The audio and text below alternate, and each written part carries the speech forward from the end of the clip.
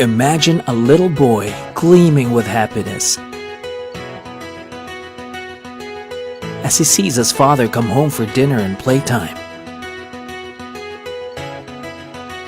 No one will ever be separated from their loved one. Anyone can enjoy their trip home and get a fresh start tomorrow. Any business can thrive and bring happiness to people. Everyone can live peacefully, and children can enjoy playing outside. Imagine no more. We will make a few years the golden age of infrastructure in the Philippines to enhance our mobility and connectivity and thereby spur development of growth on equitable in the country. In other words, we are going to build and build. We are building a better Philippines by improving our strategy and focusing on three major outcomes: reducing travel time by improving and widening roads, and by adding expressways; improving our road safety and quality through engineering interventions and by prioritizing major projects; protecting homes and properties from natural disasters through resilient infrastructures. With these outcomes in mind, we created key programs that won't just benefit our economy, but also our community. As of this year, the Philippines is ranked among the top 10 cities with the worst traffic in the world. But is it possible to solve traffic? Yes. We have been trying to decongest traffic throughout the years, but finally, we have a long-term solution that will make people's lives easier and more convenient. The Luzon Spine Expressway Network. Aside from the 11 expressways we have today, we will be adding 18 more. The Tarlac-Pangasinan-La Union Expressway, where a section will be open to Urdaneta City and an extension that will accommodate vehicles in La Union from the decongested MacArthur Highway. The Central Luzon Link Expressway, where Phase 1 will connect Tarlac to Cabanatuan and Phase 2 will connect Cabanatuan to San Jose and Nueva Ecija. The Plaridel Bypass Phase 2, for travelers going through Balagtas, Giginto, Plaridel, Bustos, and San Rafael, Bulacan. The North Luzon East Expressway, where people can enjoy a scenic view of Northeast Luzon as they course through the whole region. The NLEX Harbor Link Segment 10. No need to pass through EDSA or Balintawak Toll Plaza if you want to go to NLEX, because it will connect directly from Radial Road 10, Mindanao Avenue, and Commonwealth Avenue. Do you believe that EDSA traffic is forever? We don't. With the Metro Manila Skyway Stage 3, we will finally decongest EDSA traffic, especially during rush hour. What happens when North meets South? Life happens. When we connect the North Luzon Expressway and South Luzon Expressway, travel time from Alabang to Quezon City will be shorter, and quality time with our families will be longer. Traveling in and out of the country will also be more convenient.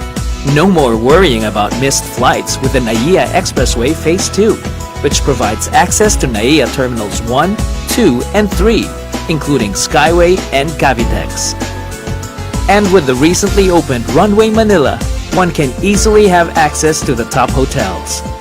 The Southeast Metro Manila Expressway C6 Phase 1 will connect Skyway FTI in Parañaque to Batasan in Quezon City.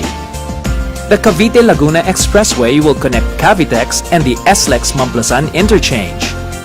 Through the Quezon-Bicol Expressway, travels are safer because now there's an alternative to winding roads. The Camarines Sur Expressway will serve as an alternative route through Naga City and Pili. And through the South Luzon Expressway Toll Road 4, one can easily reach Laguna, Batangas, Quezon, and Bicol region. Aside from expressways, we will also build more bridges to serve as alternate routes to major roads.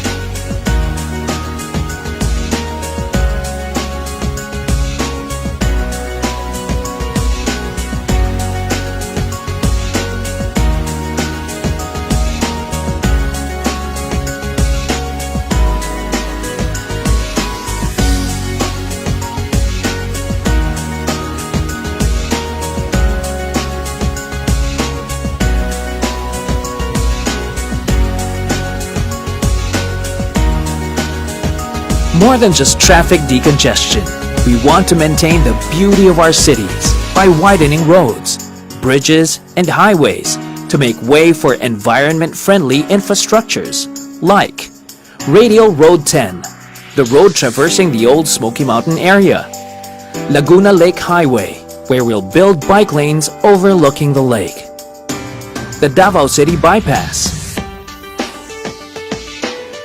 the Davao City Coastal Road,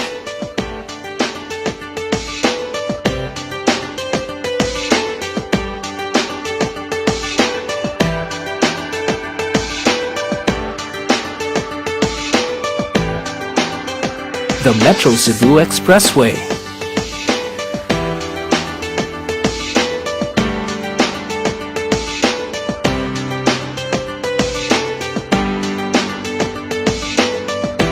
and the new Bacolod Economic Highway. With our economy's future in mind, we will drive agricultural businesses, especially in Mindanao, by improving logistics infrastructure network and improvement of 2,844-kilometer road network in northern Mindanao, Davao, Soxcargen, Caraga, and Zamboanga Peninsula with a Mindanao logistics infrastructure network and an intermodal logistics system worth 98.15 billion pesos, linking the whole Philippines through inter-island linkage projects, starting with the Panay to Guimaras to Negros Island Bridge and linking more bridges in the near future. Improving growth corridors in the Mindanao Sector project with a 21.19 billion peso budget for constructing and improving 276.5-kilometer road network in Zamboanga del Norte, Zamboanga del Sur, and Zamboanga Sibugay provinces.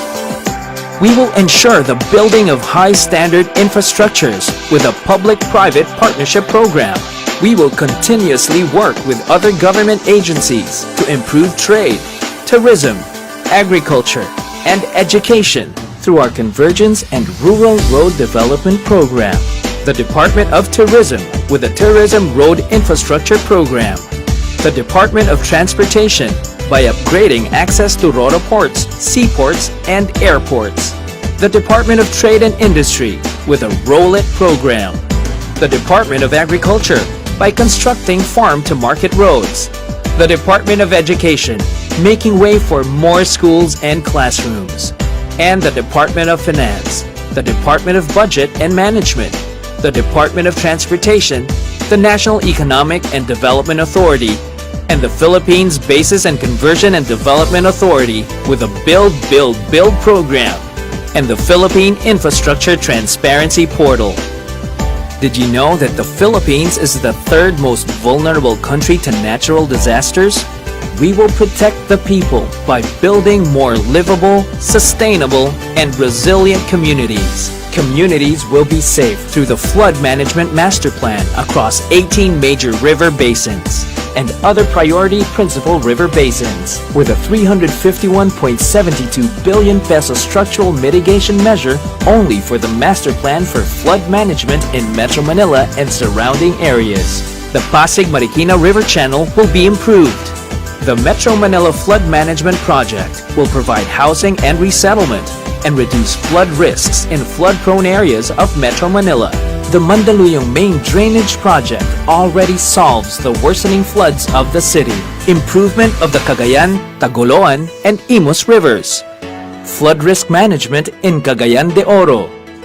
The repairing of 8 sluice gates in Pampanga Bay to improve the flow of 3rd River, Caduangtete, and Sapang Maragul River. And the prevention of flood damages caused by overflow of San Juan River and poor drainage system of Maalimango Creek in the Cavite Industrial Area. Another major project is the Disaster Risk Reduction and Climate Change Adaptation Program, rehabilitating, retrofitting, and strengthening existing bridges like the Quezon Bridge, the Guadalupe and Lambingan Bridge, and the Leyte Tide Embankment. We will carry out reforms to uphold our integrity, professionalism, public service, and teamwork by entering a new age of transparency through the InfraTrack app which would have a built-in geotagging feature to eliminate and detect ghost projects in real time. By giving citizens the opportunity to give feedback through the 24/7 Secretary's Hotline, fast-tracking projects through the Right-of-Way Task Force, improving budget spending through the Infrastructure Monitoring and Advisory Group, and by creating the Build, Build, Build online portal where all projects, information, and updates are available to the public. We will commit to having a clean and efficient government by enforcing discipline on DPWH officials and employees, making DPWH employees 100% drug tested, implementing a 24/7 work schedule on major and priority projects, formalizing strict guidelines on suspension and blacklisting contractors, suppliers, and consulting firms, and by streamlining procurement process. All of which adds up to the realization of our key programs, which will usher in the golden age of infrastructure. Where roads are built for speed, bridges for opportunities,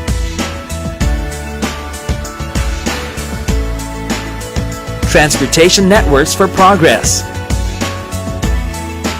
and sustainable communities for growth.